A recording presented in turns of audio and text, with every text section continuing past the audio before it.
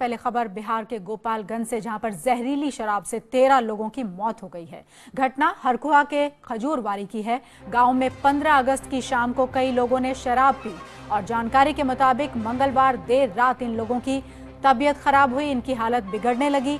आनन फानन में सभी को अस्पताल तक पहुंचाया गया। सभी को पहले पेट में दर्द हुआ था, उसके बाद उल्टियां होने लगी, जिसके बाद तबीयत ज्यादा खराब दिखाई दी। देखते ही देखते लोगों की जानें भी जाने लगी। पहले 7 लोगों के मरने की खबर आई, जो अब तक बढ़ चुकी हैं मौतें। 13 मौतें हो चुकी हैं जहरीली शराब के चलते। इस बीच प्रशासन ये कह रहा है कि बीमारी से इन लोगों की मौत हुई है, जबकि स्थानीय लोग ये साफ साफ आरोप लगा रहे हैं कि ये मौतें जहरीली शराब के कारण हुई हैं।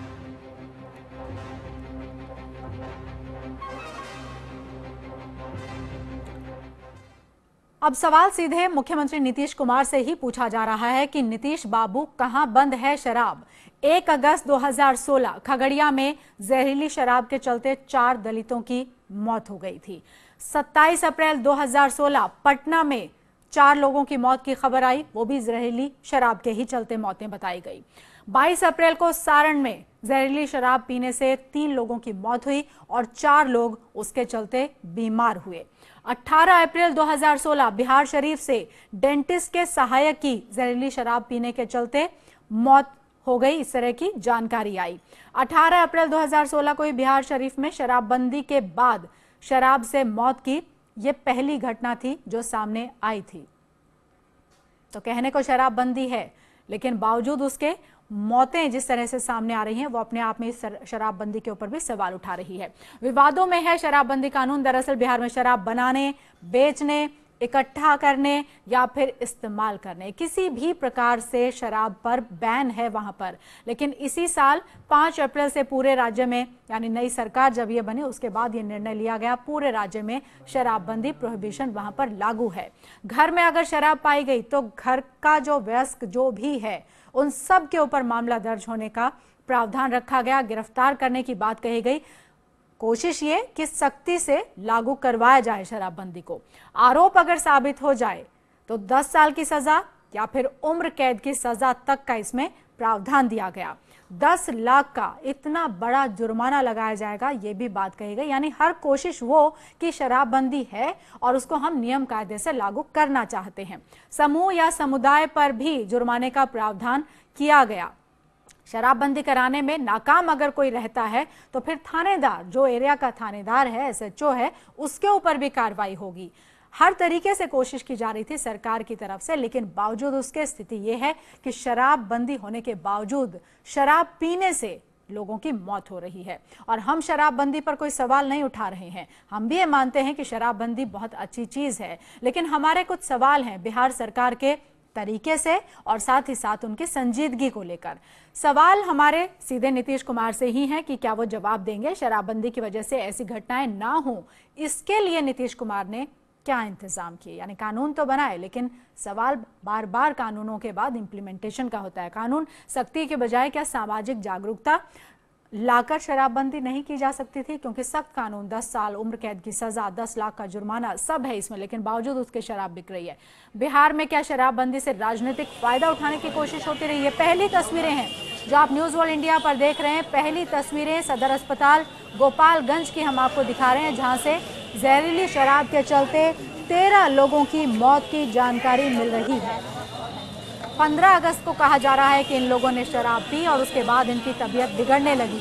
शुरुआत में जानकारी 7 लोगों को लेकर आई कि उनकी मौत हो गई है, लेकिन अब ये आंकड़ा बढ़कर 13 तक पहुंच चुका है। और ये भी कहा जा रहा है कि कुछ लोग बीमार भी हैं, जिनमें से 2 की हालत गंभीर भी कही जा रही है। यानी बड़ा आंकड़ा है ये। 13 लोगों की मौत की जानकारी मिल रही है। हालांकि प्रशासन इस दावे को पुख्ता नहीं कर रहा है, क्योंकि साख का सवाल है। सूबे के मुखिया लगातार शराबबंदी पर जोर दे रहे हैं, सख्ती से पालन करने को कह रहे हैं, थानेदारों पर कार्रवाई होगी ये तक कहा गया इसमें। लेकिन बावजूद उसके मामले आए हैं सामने, जहां पर जहरीली शराब पीने के चलते लोगों की मौतें हुई हैं। आशंका जताई जा रही है क्योंकि प्रशासन इसको लेकर इनकार कर रहा है। उनका कहना है कि बीमारी की वजह से ये जान गई हैं। प्रशासन फिर ये भी बता दे कि कौन सी ऐसी बीमारी है जिसके चलते इन 13 लोगों की इस तरीके से एक के बाद एक मौतें हुई हैं।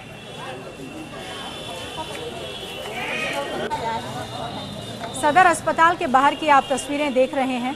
महिलाओं ने दरअसल बड़े पैमाने पर मोर्चा खोला था। वो चाहती थी कि शराबबंदी हो। शराबबंदी है भी राज्य में। सरकार जैसे ही नहीं बनी तो सख्त निर्णय लिया गया। हालांकि आरजेडी थोड़ा इसमें नाराज भी नजर आई। मुखर तौर पर कहा कुछ नहीं गया, लेकिन रघुवंश प्रसाद को हम सब ने सुना जिस तरीके से उन्होंने कहा था। लेकिन बावजूद उसके जो हालात हैं राज्य के, वो इन मौतों के बाद सबके सामने हैं।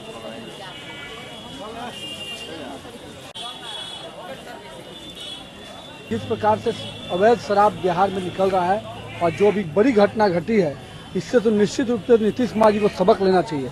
आज नीतीश कुमार जी कहते हैं कि हम परिवार के मुखिया को जेल भेजेंगे, तो बिहार में अगर अवैध शराब बिक रहा है, अभी लोग पीने से मर रहे हैं, तो निश्चित रूप से नीतीश कुमार को नैतिक जिम्मेवारी लेनी चाहिए और खुद उनको पूरी इसकी जवाबदेही अपने ऊपर लेनी चाहिए और उनको इस्तीफा देना चाहिए। ताकि क्यों अगर आज उनके इतने कड़े कानून बनाने के बावजूद उनके अधिकारी उनका पालन नहीं करा पा रहे हैं, और जो ये कहना उनका कि ये बाहर के राज्यों से आ रहा है, ये अपने आप में शर्मनाक बात है। आप 14 फैक्ट्री अभी भी बिहार में आप चला रहे हैं और आप कह रहे हैं कि आपने कानून बनाया, उस फैक्ट्री को दायरे में क्यों नहीं लाया? सरकार पूरे रूप से तत्पर है ऐसी घटनाएं न हो और इसके लिए कड़े निर्देश भी जारी किए गए हैं। अगर इस तरह की घटना घटती है, जो भी दोषी होंगे कोई भी बख्शे नहीं जाएंगे। इसके लिए प्रशासन के भी पदाधिकारी संलग्न होंगे, उन पर भी कानूनी कार्रवाई होगी। जैसे कानून बने हैं, आम लोग अगर उसमें भागीदार होंगे उनको भी सारे चीजों के तथ्यों की जांच करके जो भी दोषी होंगे कोई बख्शे नहीं जाएंगे। तो राजनीतिक प्रतिक्रियाएं आपने सुनी। ये तस्वीरें गोपालगंज से हम एक बार फिर से आपको दिखा रहे हैं। सदर अस्पताल है गोपालगंज का, जहां पर भर्ती करवाया गया था उन लोगों को जिनकी तबीयत बिगड़ने लगी थी, और तबीयत बिगड़ी उनकी जहरीली शराब पीने से। दरअसल अवैध शराब की भट्टियां जब राज्यों में प्रोहिबिशन होता है तब कहा जाता है कि सक्रिय हो जाती हैं, और यहाँ पर भी लगभग मामला वही लग रहा है। कहा यह जा रहा है कि हरखुआ का, क्योंकि ये मामला है गोपालगंज के, वहाँ एक अवैध शराब की भट्टी थी जहाँ पर शराब बनाई गई अवैध तरीके से और लोगों ने जमकर शराब पी। उसके बाद इनकी तबीयत खराब होने लगी और गोपालगंज का ये सदर अस्पताल, जिसकी तस्वीरें आप देख रहे हैं, यहाँ पर इन लोगों को भर्ती करवाया गया, लेकिन 13 लोगों की मौत हो चुकी है। बिहार में शराब पर हो रही सियासत के बीच मुख्यमंत्री और आरजेडी प्रमुख लालू प्रसाद यादव के बीच फोन पर बातचीत हुई है। इसमें लालू यादव ने मुख्यमंत्री को आश्वस्त किया है कि वो शराबबंदी पर सरकार का जो फैसला है उसके साथ हैं। दरअसल आरजेडी नेता रघुवंश प्रसाद सिंह ने शराबबंदी के फैसले की तीखी आलोचना की थी, जिसके बाद नीतीश कुमार इस बात से आशंकित थे कि कहीं लालू यादव के इशारे पर तो रघुवंश प्रसाद नहीं बोल रहे हैं। इसके बाद नीतीश कुमार ने लालू यादव को विश्वास में लेने के लिए फोन किया और हालचाल पूछने के बहाने शराबबंदी पर उनकी राय ले ली है।